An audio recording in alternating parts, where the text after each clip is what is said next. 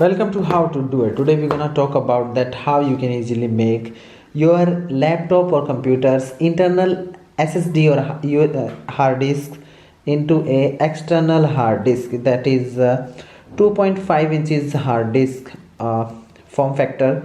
SSDs also can be made a external hard disk or SSD. So how you can do this is the product that you can buy from the link given in the description below.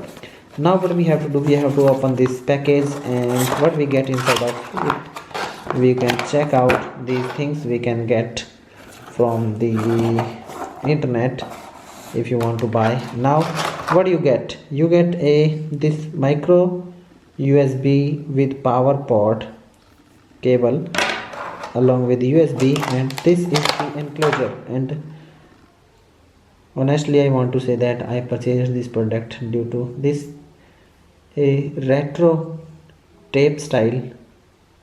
So what you have to do, you have to open this enclosure and you have to insert your SATA hard disk or SSD over here, and you have to close this lid, and after that your device is ready to go. You have to plug this cable, it has the indicator over here, and ready to run.